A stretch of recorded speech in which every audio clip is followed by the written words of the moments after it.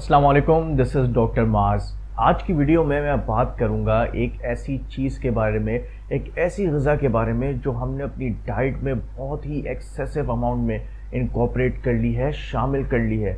चाहे हमारे बड़े हों या बच्चे हों, ईस्टर्न कंट्रीज़ के लोग हों या वेस्टर्न कंट्रीज़ के लोग हों, सभी लोग इस चीज़ को बहुत ही ज़्यादा अपनी खुराक में इस्तेमाल कर रहे हैं। मैं बात कर रहा हूँ शुगर की। अगर मैं आपको एक छोटी सी एग्जांपल दूं तो हम लोग अपनी डाइट में सॉफ्ट ड्रिंक्स का यानी बेवरेजेस का बहुत ही बेदरीग इस्तेमाल करते हैं। एक छोटी 250 ml की कोल्ड ड्रिंक की बोतल में क्या आपको पता है कितनी शुगर शामिल होती है? तकरीबन 6 से 7 चाय के चम्मच चीनी यानी 6 to 7 टीस्पून ऑफ शुगर एक 250 ml bottle of cold drink में शामिल होती है। और अक्सर हम लोग खासतौर पे शादी ब्याह के मौके पर 2 से 3 कोल्ड ड्रिंक्स की बोतल एक साथ कंज्यूम कर लेते हैं, जिसका मतलब है तकरीबन 20 to 21 टीस्पून्स ऑफ शुगर हम एक साथ अपने जिस्म में दाखिल कर रहे हैं। इसके अलावा अगर हम अपने मेन मील कोर्स को भी देखें तो वो मोस्टली रोटी या चावल पे कंसिस्ट करती है। रोटी या चावल दोनों ही स्टार्च कंटेन करते हैं जो कि कार्बोहाइड्रेट की एक फॉर्म है। यहाँ तक कि हम लोग अपने घर के खाने में भी और इसके अलावा ड्रिंक्स में भी कार्बोहाइड्रेट्स का इस्तेमाल करते हैं। ड्रिंक्स फिर चाहे वो कोल्ड ड्रिंक्स हो या इवन जब हम चाय का इस्तेमाल करते हैं तो उसमें भी 1 to 2 टीस्पून शुगर का इस्तेमाल कर रहे होते हैं। और हम यहाँ पर भी नहीं रुकते बल्कि इसके साथ साथ डिजर्ट्स का भी इस्तेमाल करते हैं, यानी कि कार्ब्स कंज्यूम करने के बाद मजीद मीठा यानी मजीद शुगर को कंज्यूम करना। तो अब अंदाज़ा लगा सकते हैं कि हम डेली कितना कार्बोहाइड्रेट कंज्यूम करते हैं। और चाहे आप शुगर को कंज्यूम करें जो कि ग्लूकोज और फ्रक्टोज से मिलकर बनती है, या चाहे आप पॉलीसैकेराइड्स की फॉर्म में यानी स्टार्च को कंज्यूम करें या ग्लाइकोजन को जो कि एनिमल कार्बोहाइड्रेट है उसको कंज्यूम करें, सबके नतीजे में आपकी बॉडी में फाइनली ग्लूकोज की प्रोडक्शन होती है। यानी सबसे छोटी फॉर्म कार्बोहाइड्रेट की जो हमारी बॉडी में मेटाबोलाइज होकर बनती है वो ग्लूकोज है। तो आप अंदाज़ा लगा सकते हैं कि हमारी डाइट कितना ज़्यादा कार्ब प्रीडोमिनेंट है जो हमारे ब्लड ग्लूकोज लेवल को एक्सेसिवली इंक्रीज करने की सलाहियत रखती है। अगर हम वेस्टर्न कंट्रीज़ में भी चले जाएं तो वहाँ पे फास्ट फूड जैसे कि पिज़्ज़ा, बर्गर्स और डिफरेंट स्नैक्स, चॉकलेट्स, आइसक्रीम, ये सब बहुत ही ज़्यादा शुगर कंटेंट को कंटेन करते हैं। तो चाहे ईस्टर्न कंट्रीज़ हों या वेस्टर्न कंट्रीज़ हों, हमारी खुराक प्रीडोमिनेटली कार्ब्स को कंटेन करती है। तो आज की वीडियो में हम डिस्कस करेंगे कि अगर हम 2 हफ्ते से 3 हफ्ते यानी तकरीबन 15 to 20 डेज कार्बोहाइड्रेट को अपनी डाइट से हटा दें, यानी लो कार्ब या नो कार्ब डाइट को कंज्यूम करें, तो हमारी बॉडी में क्या इफेक्ट्स पड़ेंगे?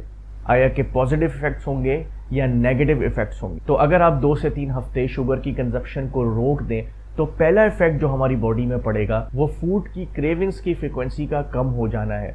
अक्सर जब आप शुगर प्रीडोमिनेंट डाइट खा रहे होते हैं तो आपकी बॉडी और आपका दिमाग उस शुगर पे ट्रेन हो जाता है, यानी आपका दिमाग आपको शुगर कंज्यूम करने के लिए बार बार मोटिवेट करता है, स्टिमुलेट करता है। जैसे ही आप शुगर डाइट को कंज्यूम करते हैं और वो शुगर आपके ब्लड में जाता है, एक हार्मोन इंसुलिन रिलीज होता है जो कि उस शुगर कंटेंट को हमारी बॉडी के सेल्स में दाखिल करा देता है। जैसे ही शुगर हमारे ब्लड में दोबारा कम होकर नॉर्मल लेवल्स में आता है, हमारा ब्रेन जो कि एडिक्ट हो चुका होता है ग्लूकोज में, वो दोबारा से आपको फूड की और इन पर्टिकुलर ग्लूकोज के लिए क्रेविंग्स कॉज करता है। आपने बहुत सारे लोगों में बेवक्त की भूख की शिकायत सुनी होगी, खास तौर पे ड्यूरिंग द नाइट टाइम, और इसका मेन कल्प्रिट ग्लूकोज ही है। लेकिन जब आप आहिस्ता आहिस्ता ग्लूकोज को अपनी डाइट से, शुगर को अपनी डाइट से कम करना शुरू करते हैं और अपनी बॉडी को दूसरे न्यूट्रिएंट्स के लिए ट्रेन करना स्टार्ट करते हैं और उसकी डिपेंडेंसी ग्लूकोज पे खत्म कर देते हैं, तो ये साइकिल ब्रेक डाउन हो जाती है और आपका दिमाग जो कि एडिक्ट हो चुका होता है शुगर के लिए,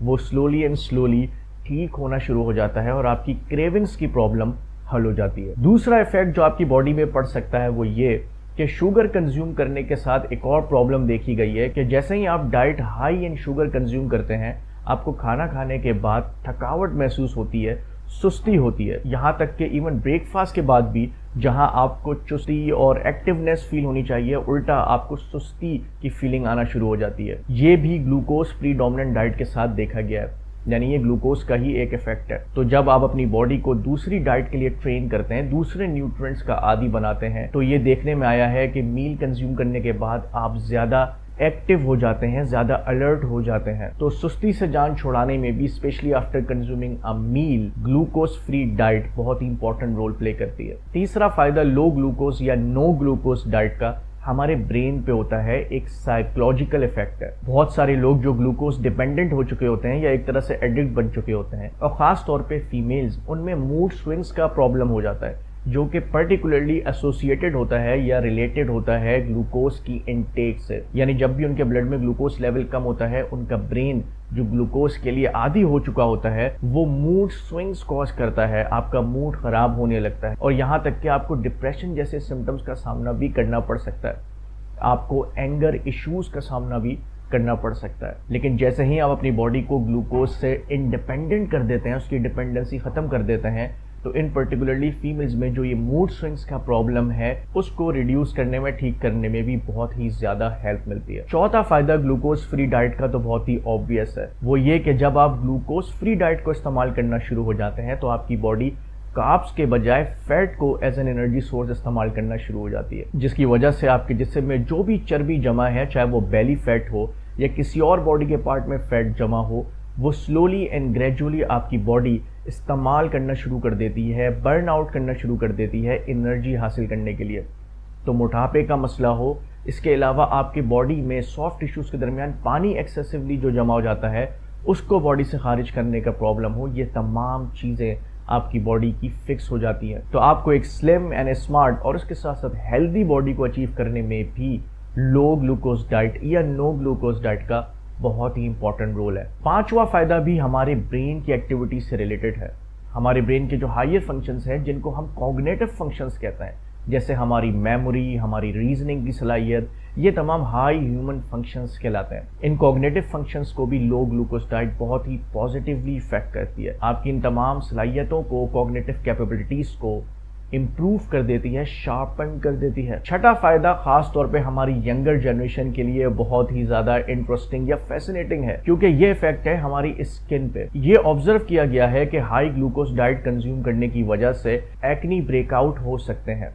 यानी जितना ज्यादा आपकी डाइट में ग्लूकोज होगा, उतना ज्यादा एक्नी का रिस्क होता है। तो अपनी डाइट में ग्लूकोज लेवल को मिनिमाइज करने से आपके एक्नी होने का जो रिस्क है, या ऑलरेडी जो आपके एक्नी ब्रेकआउट हो चुके हैं, उनको खत्म करने में भी हेल्प मिलती है। एक और बहुत ही इंपॉर्टेंट फायदा जो आपको लो ग्लूकोज डाइट से मिल सकता है, वो एक बहुत ही बड़ी प्रीवेलेंट डिसऑर्डर जो कि बहुत आम है, काफी लोगों को तो उसके बारे में पता भी नहीं है कि उनको भी ये डिजीज है, वो है फैटी लिवर डिजीज। तो फैटी लिवर डिजीज से बचाने में और आपके लिवर को, आपके जिगर को हेल्दी रखने में, उसकी फंक्शनिंग को बिल्कुल सही रखने में, ऑप्टिमम रखने में भी ग्लूकोज फ्री डाइट बहुत ही ज्यादा फायदेमंद साबित हो सकती है। और आखिरी में एक और बड़ा ही ऑब्वियस फायदा जो लो ग्लूकोज डाइट कंज्यूम करने से होता है, वो ये कि ये आपकी बॉडी में इंसुलिन की सेंसिटिविटी इंक्रीज कर देती है। और बहुत सारे लोगों में एज के साथ जो इंसुलिन की अगेन रेजिस्टेंस है, जिसकी वजह से टाइप 2 डायबिटीज कॉज हो जाता है, उसको रिड्यूस करने में भी हेल्प करती है। तो डायबिटीज की प्रॉब्लम से आपको बचाती है, जिसकी वजह से इन रिजल्ट आपको हेल्दी हार्ट और हेल्दी किडनीज प्रोवाइड करने में, मेंटेन करने में हेल्प करती है। तो इन शॉर्ट, अगर आप कंसिस्टेंटली एक लंबे टाइम तक ग्लूकोज फ्री डाइट या लो ग्लूकोज वाली डाइट को इस्तेमाल करें, तो आपके क्रेविंग्स के प्रॉब्लम ठीक हो जाएंगे, डिप्रेशन, मूड स्विंग्स के प्रॉब्लम ठीक हो जाएंगे, आपकी मेमोरी, आपकी रीजनिंग जैसे हाई कॉग्निटिव स्किल्स जो हैं वो इम्प्रूव हो जाएंगे। इसके अलावा आपके हेल्दी हार्ट, हेल्दी लिवर और हेल्दी किडनीज मेंटेन हो सकती हैं। आपकी स्किन में एक्नी का प्रॉब्लम ठीक हो सकता है और आपको स्लिम एंड स्मार्ट बॉडी को अचीव करने में, फैट लॉस करने में, एक्सेसिव वेट को लॉस करने में भी हेल्प मिल सकती है। और इसके अलावा डायबिटीज टाइप 2 और मेटाबॉलिक सिंड्रोम जैसी बीमारियों से बचने में भी आपको मदद मिल सकती है। लेकिन वीडियो को ख़त्म करने से पहले मैं आपको ये ज़रूर बताना चाहूँगा, अगर आप कंप्लीटली अपनी डाइट से ग्लूकोज को ख़त्म करना चाहते हैं और कीटोजेनिक डाइट की तरफ मूव करना चाहते हैं, तो ये आप लाजमी किसी सर्टिफाइड और एक्सपीरियंस न्यूट्रिशनिस्ट की गाइडेंस में ही करिएगा, क्योंकि बहुत सारे लोगों को कीटोजेनिक डाइट सूट नहीं करती है और आपकी बॉडी में उसके उल्टा एडवर्स इफेक्ट्स भी हो सकते हैं। लेकिन अगर आप एक आम इंसान की तरह इस वीडियो को सुन के अपनी डाइट को बेटर करना चाहते हैं, अपनी हेल्थ को इम्प्रूव करना चाहते हैं, तो आप स्लोली एंड ग्रेजुअली शुगर को कट डाउन करें। यानी सबसे पहले आप जंक फूड से कंज्यूम होने वाली शुगर को, बेवरेजेस से कंज्यूम होने वाली शुगर को कट डाउन करें। यानी कि आप घर का खाना खाने की तरफ पहले मूव करें, फिर slowly and gradually after some time आप घर के खाने को मॉडिफाई करें। यानी अगर आप 3 चपातियां खा रहे हैं तो 2 पे आ जाएं। चावल का इस्तेमाल ज्यादा कर रहे हैं तो कम से कम करें, खास तौर पे रात के वक्त चावल का इस्तेमाल ना करें। और अगर फर्दर भी आपको ग्लूकोज को कट डाउन करना है तो आप अपनी डाइट में नॉन स्टार्ची वेजिटेबल्स को कंज्यूम करें, जैसे कि ग्रीन लीफी वेजिटेबल्स यानी हरे पत्तों वाली सब्जियां, जैसे साग हो गया, पालक हो गया। इसके अलावा बंद गोभी, फूल गोभी और खीरे जैसे वेजिटेबल्स जिनके अंदर शुगर कंटेंट बहुत ही कम होता है और फाइबर कंटेंट ज्यादा होता है, उनको इस्तेमाल करें। अगर ये वीडियो आपको फायदेमंद लगी है, जो कि यकीनन लगी होगी, तो काइंडली इसको शेयर जरूर करें फेसबुक पे, इसके अलावा व्हाट्सएप पे, अपने रिश्तेदारों के साथ, अपने दोस्तों के साथ, ताकि इस वीडियो को देख के लोग अपनी डाइट को इम्प्रूव कर सकें, बैलेंस रख सकें। मिलते हैं इंशाल्लाह अगली वीडियो में, तब तक के लिए अल्लाह हाफिज।